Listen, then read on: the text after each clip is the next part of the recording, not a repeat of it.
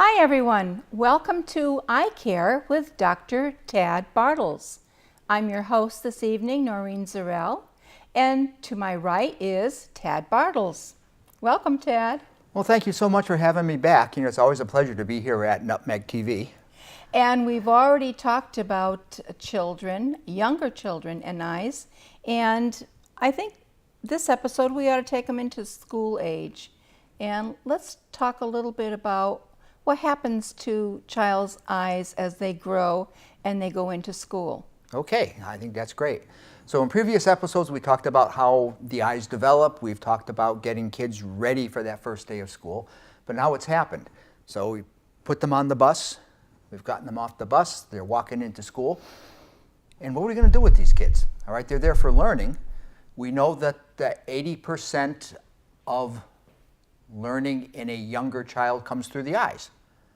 So because of that, we have to have these eyes prepared for the learning. Now, in primary grades, okay, which is my definition is K through 4, we'll say. Okay. One of the things that we have to understand is the classroom itself. Okay, I can remember, I'm sure you can also, back to those days when we were The big there. blackboard. Yep, a big blackboard. We sat in rows. We did. Okay, and we learned by looking at the teacher. And so we had to develop acceptable faraway vision in order to learn.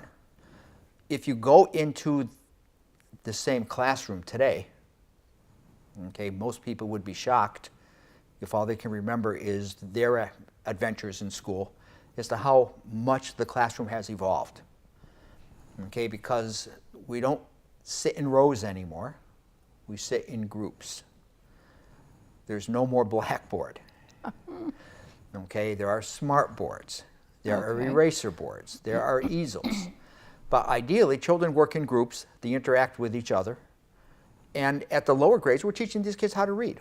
We're teaching basic math, but really, we're teaching these kids how to read. And so, traditionally, we felt a child's faraway vision was the most important thing. Now, we're starting to think, well, maybe we missed the boat a little bit, and maybe we should be concentrating more on close vision. Now, close vision is more of a challenge because it requires more effort on a pair of eyes to focus. And when we check a child's vision in school screenings, it's very easy to check a child's faraway vision.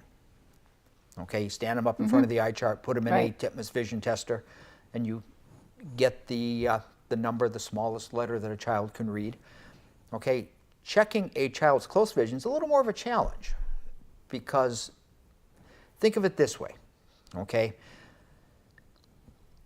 Pretty much all of us can read a sentence, whether we need reading glasses or not, except for those of us who are really so bad off that we can't. Okay, and so for 5 seconds worth of reading, we all can read. In school, we have sustained silent reading, 20 minutes mandatory, 20 minutes mandatory reading at home. So we're asking these eyes to focus for a very long time. Okay, and if we check an eye and say, okay, it can focus, and we know it can focus for 5 seconds, because that's all we check for, we don't really know what's going to happen 10 minutes into silent reading. And if a child's vision is going to break down, this child is not going to be a very good learner. Right. So my feeling is that we need to be more concerned with a child's vision. In the younger grades, we need close vision, more so than far away vision. And also, one of the things that we have to remember is that the child's brain is still developing. Okay, this is not something where they hit 4 years old and we're done. A brain is going to take quite a while to be completely developed into late teens, early 20s, perhaps. Yep. Okay, so if you have a card-carrying junior in high school, they may have issues with that last statement because they're going to say, my brain is certainly developed, but it is not really. Okay, and remember from before, I've also said that children learn to see by trial and error. Yep. There's no instruction book that they read. Okay, most of them get it right, but there's enough of them that don't get it right, and that's our job to make sure they do get it right. Yeah, and if it's because of the type of learning, because we're not using blackboards anymore, but we're using the group approach, which is close up, and when their eye functions are not where they should be, they're not going to learn properly. You're going to have a much more difficult time of it. Yep, they are. Now, as this child gets a little bit older, gets into higher grades, then the classroom again evolves a little bit, and probably what we call the secondary grades, grade 6 and up, then their vision is shifting more towards far away. Now, we're still not using blackboards because those days They're are over. gone, That yeah. ship has sailed. But if you look at the classroom of today, smart boards, Smart, yeah. okay? Again, there are eraser boards, Apple TV, which is something relatively new. Most of us will hear Apple TV and say, what is this? Okay, but a very large screen that is placed in the classroom that can interface with a lot of different devices, which we'll talk about later. And it makes for a very dynamic learning process, very interesting. Okay, but all of this is different than what you and I remember. Okay, even now, a lot of teachers will have smartphones in the class. The kids are expected to have their own smartphone. You'll find that homework assignments are given out that way. What if a child doesn't have a smartphone? They have to do it the old-fashioned way of writing it down. They still do, They and still do. there are instances where that's the case, but there's fewer and fewer as time goes on. Do the schools still do eye screenings?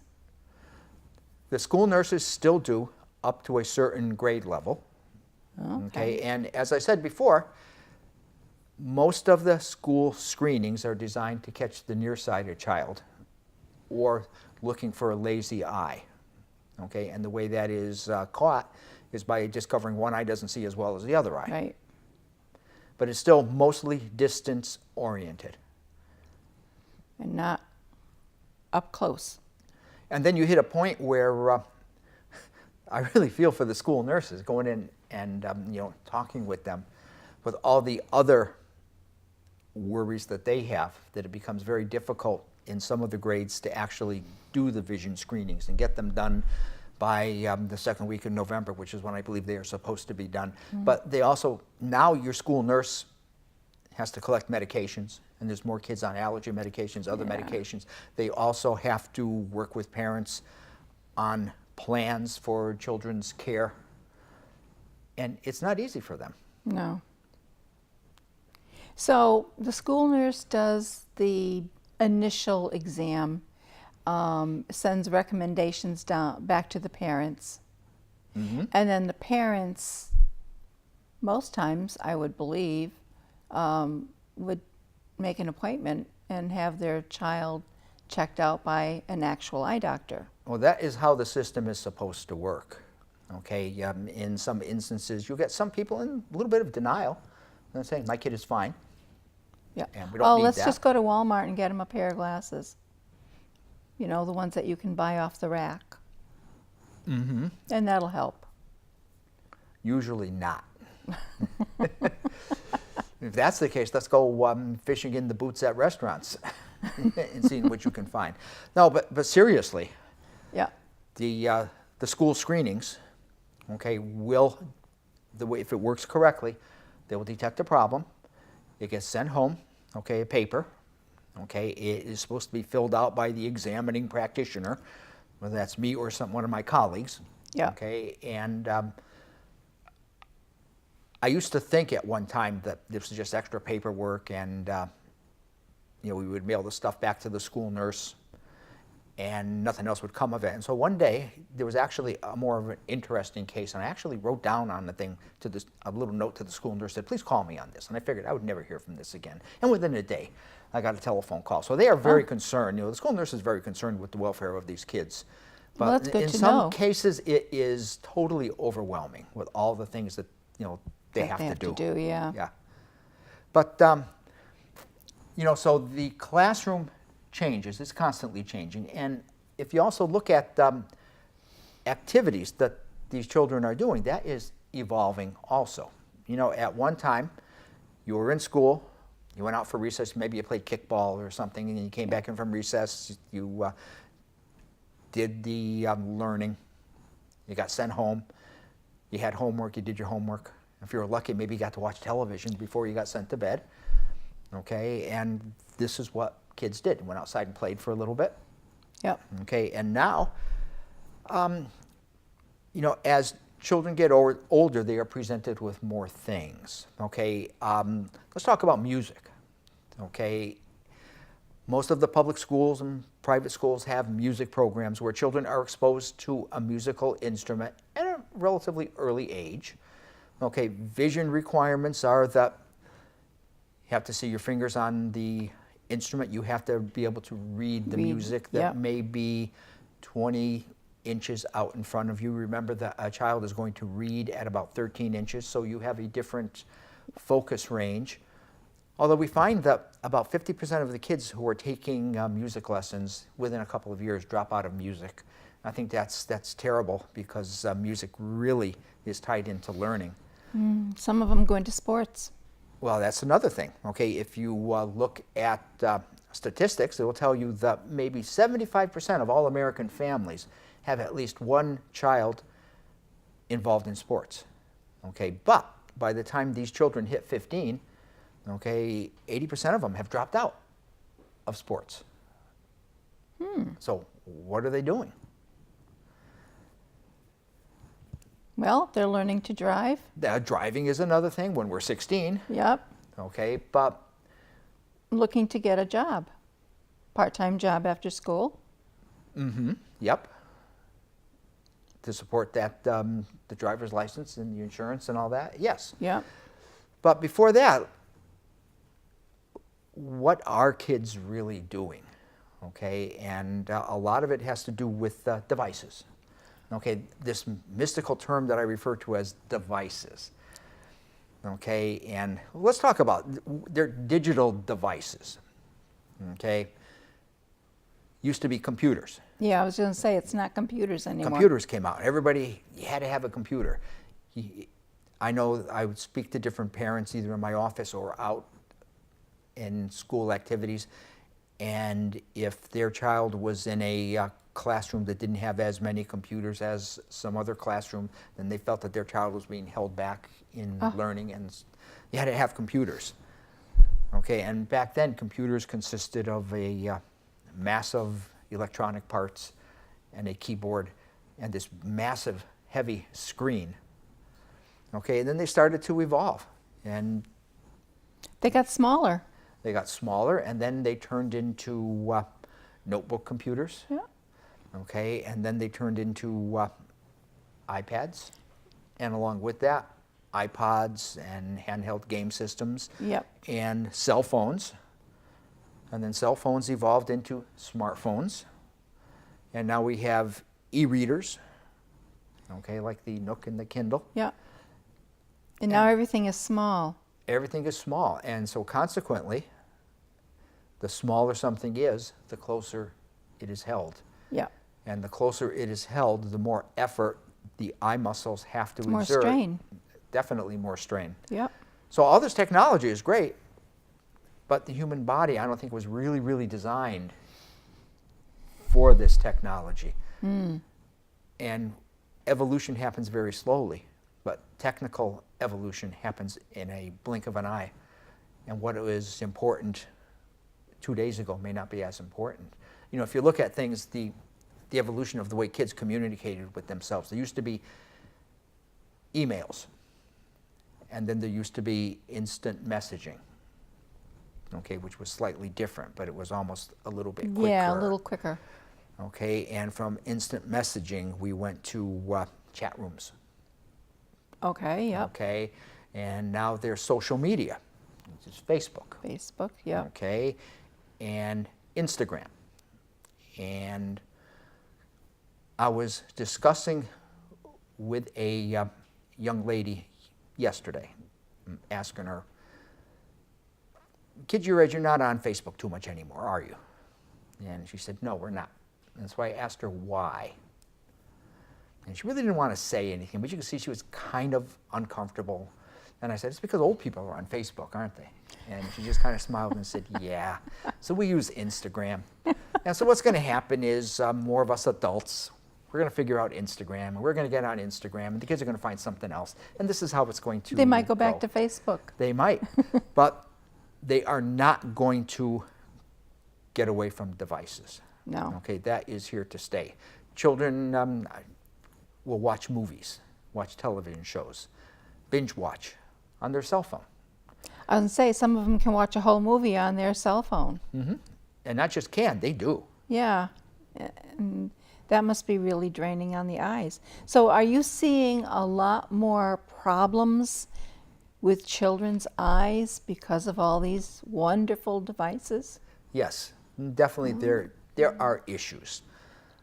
Okay, so let's talk about vision requirements. Okay. Okay?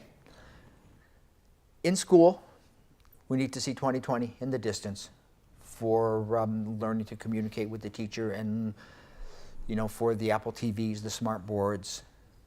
We also need to have 20/20 vision at close range, but the 20/20 vision at close range has to be sustainable over a long period of time. So you can't just read 5 or 6 letters on an eye chart and say, okay, I'm good. You have to be able to hold that focus for a very long period of time. Okay. What do we do if we don't have this vision? We have to correct it.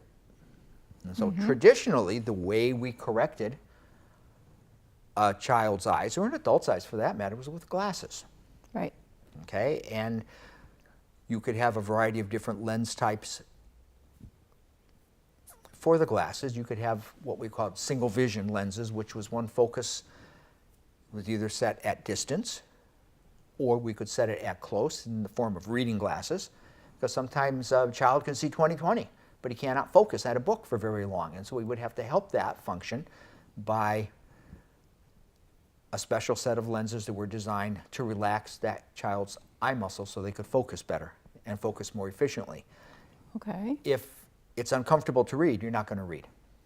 Right. Plain and simple. And so the other thing, children never volunteer they have problems because they have nothing to compare it to. So They don't know they have a problem. they're not going to come and say, my eyes aren't seeing clearly, I can't focus. So, we have to periodically check that out. And we don't want kids falling through the cracks. So we have glasses, okay? Okay. Sometimes we would prescribe a bifocal lens, okay? We use progressive lenses. Progressive lens is technically a no-line bifocal. It's a lens that is rather complex in design, okay, that changes focus gradually from far to near. Okay, there are also contact lenses. Yeah. And contact lenses have come through quite the evolution. When I was just out of school, I was practicing in downtown Bristol amongst all the banks. And at that time, not everybody went to college, and young ladies would graduate high school, they would work at the bank. Some of them wore glasses. They all hated their glasses. You can remember back then. I can. And I can relate to their that. moms would never allow them to get contact lenses. But they saved their money, and they would come in, they would get contact lenses. Back in those days, it was hard lenses. They were very uncomfortable, but they persevered. We've graduated to soft lenses. There are a variety of designs of soft lenses. There's even colors. You can change your eye color. Yes, you can. One of the things is that when hard lenses were in play, they were very revered. It was a device, okay, a vision device that had to be fit by a practitioner. Soft lenses, the attitude has become rather cavalier, okay, and a lot of people would have you believe that there is no skill in fitting and there's no danger in a poorly fitted contact lens on the eye, where in fact,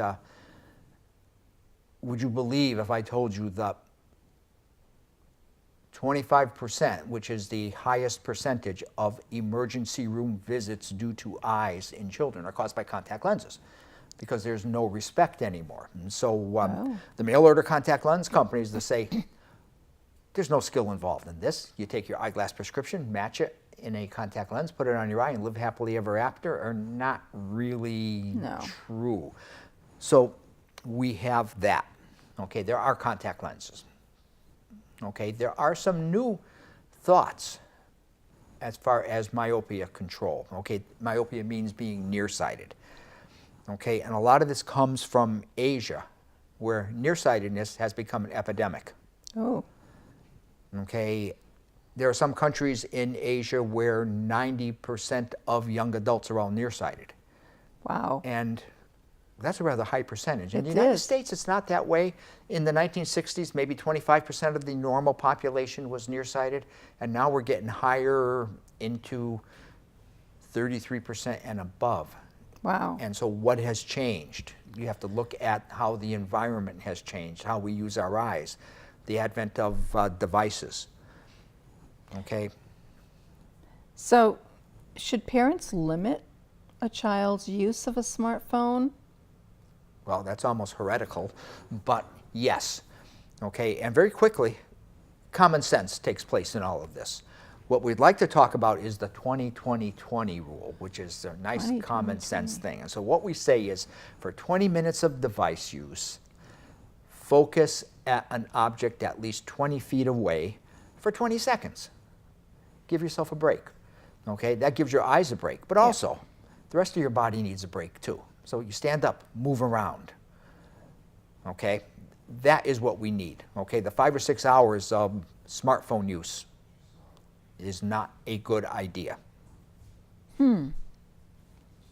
That's good to know. But then again, if teachers are giving homework assignments that are going to their smartphones, and their smartphones are to be used for their homework assignments, then we have to learn how to adapt to this, how to protect the eyes, and because these young guys are very susceptible to problems. Well, we're getting close to having to wrap this particular show up. And so our next episode will start with philosophies on blue light management. Oh, that sounds very interesting. However, I'd like to know one other thing. Are there any drugs that can treat nearsightedness other than glasses? There is a new procedure, well, not really a new procedure, but there's new thought on using atropine, which is a central nervous system altering drug, to be put in children's eyes. And the idea is to slow down the progression, not to cure, but to slow down the progression. Wow. Very interesting. Maybe we'll just end on that tune, and we'll continue this next time.